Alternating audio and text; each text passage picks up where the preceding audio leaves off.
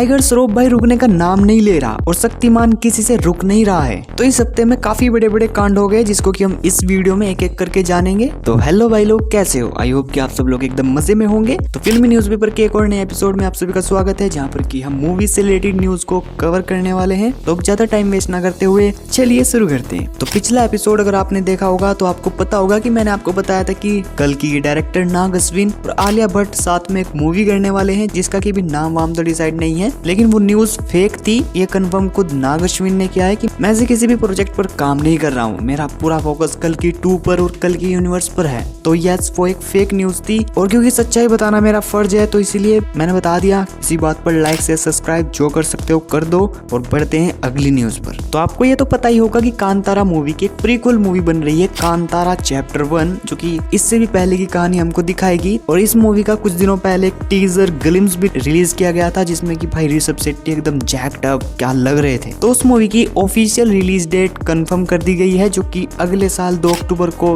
गांधी जयंती पर रिलीज होगी। इसके बाद अगर आप ये वेट कर रहे थे कि अमर कौशिक की स्त्री 2 के बाद अब अगली मूवी कौन सी होने वाली है, तो नहीं, वो भेड़िया 2 नहीं बल्कि विक्की कौशल के साथ महाअवतार है, जो कि उन्होंने रिसेंटली ही अनाउंस की। उसका एक पोस्टर भी निकाला एंड वो देखने में बवाल लग रहा है। वो समझ में आ रहा है कि वो उन्होंने AI जनरेटेड बनाया हुआ है, बट इट वाज गुड। और इस मूवी के प्रोड्यूसर्स भी मैडोक वाले हैं, तो अच्छी क्वालिटी तो देखने को मिलेगी ही। और डायरेक्टर भी बढ़िया है और विक्की कौशल तो भाई है ही बढ़िया, जो कि इस मूवी में चिरंजीवी परशुराम का रोल प्ले करने वाले हैं। और इस मूवी की इन्होंने रिलीज डेट भी बता दी है, जो कि पूरे 2 साल बाद रिलीज होगी, क्रिसमस 2026 में। और उसी साल दिवाली पर रामायण भी आ रही है। 2026 गोइंग टू बी क्रेजी। इसके बाद अक्षय कुमार और अजय देवगन एक मूवी में हमको एक साथ देखने को मिलने वाले हैं। जी नहीं, जैसा आप सोच रहे हो वैसा नहीं, दोनों एक साथ एक मूवी में एक्टिंग नहीं करेंगे, बल्कि मूवी को डायरेक्ट करेंगे अजय देवगन और मूवी में एक्टिंग करेंगे अक्षय कुमार। और इस प्रोजेक्ट को लेकर अभी कोई ज्यादा इन्फॉर्मेशन है नहीं, बट ये दोनों आपस में मिले और इन्होंने डिसाइड किया कि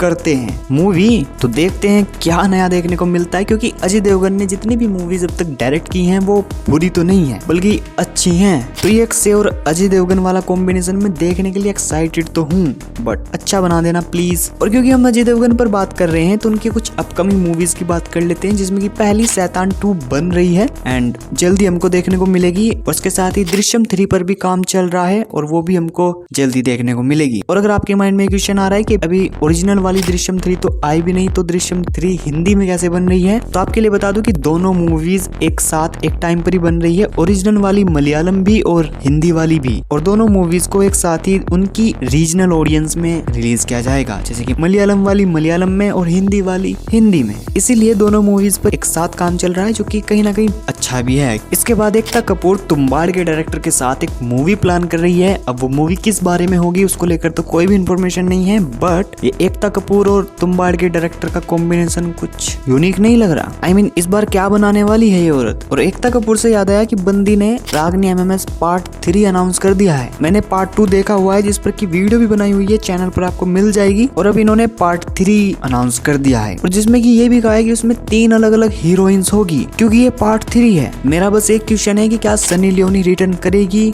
या नहीं, फिर मैं बताऊंगा कि मेरे को पिक्चर देखनी है या नहीं। और इन सब के बाद the man the myth the legend tiger Shroff ने अपनी अगली मूवी अनाउंस कर दी भाई, और जो कि बागी का चौथा पार्ट है, बागी 4। पार्ट 3 में जो इन्होंने हगा था, उसके बाद पार्ट 4 से मेरी कोई भी एक्सपेक्टेशन नहीं है। लेकिन अगर हम इसके पोस्टर की बात करें तो it looks good. I mean hard raw brutalish vibe दे रहा है, बट हमको पता है कि ये ब्रूटल के नाम पर क्या करते हैं। अब एक युद्रा नाम की पिक्चर आई थी, अगर कुछ वैसा कर दे तो भाई फिर तो गई पिक्चर। अगर इनको एक अच्छी एक्शन मूवी बनानी है तो इनको इंस्पिरेशन लेनी चाहिए किल मूवी से, तब जाकर बागी 4 अच्छी मूवी हो सकती है। ऑल्दो पोस्टर मेरे को अच्छा लगा, टाइगर ने बाल छोटे करवाए हुए, 6 पैक्स तो दिख रहे हैं, इसके साथ में कमोड पर बैठा हुआ है और चारों तरफ खून वून है, बंदे मरे पड़े हुए हैं। और पोस्टर पर लिखा हुआ है कि इस बार पहले जैसा नहीं है, ये कुछ डिफरेंट करने वाले हैं। भाई प्लीज कुछ कर लो डिफरेंट, हम भी तो यही बोल रहे हैं तब से। बाकी ये मूवी रिलीज होगी अगले साल 5 सितंबर को थिएटर्स में। Are you excited for it? I am not really. जब आएगी देख लेंगे। और इन सब के बाद आते हैं अपने चाइल्डहुड सुपर हीरो पर,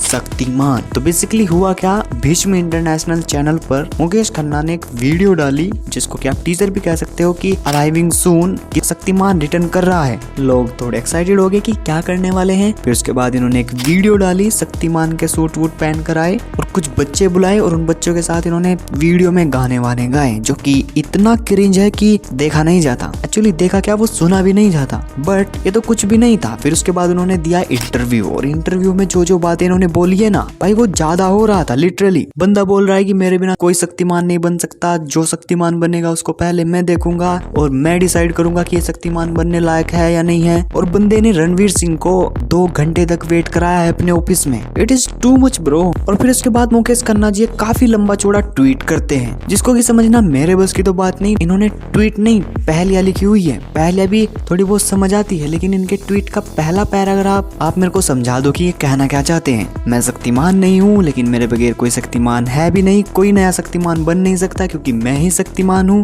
व्हाट द एफ, कहना क्या चाहते हो भाई? मेरी समझ से तो बाहर है। आप खुद ही ये ट्वीट पढ़ लेना और समझ लेना कि उन्होंने क्या बोला है। तो इसी के साथ ये वीडियो हम यहीं पर एंड करते हैं। और अगर आपको ये वीडियो कहीं से भी थोड़ी बहुत अच्छी लगी हो तो लाइक कर देना। ऐसी ही और वीडियोस देखनी है तो सब्सक्राइब भी कर लेना। तब तक के लिए मैं मिलता हूँ आपको अगली किसी वीडियो में। जय हिंद, Vande Mataram, tata, take care, bye and you are OGs.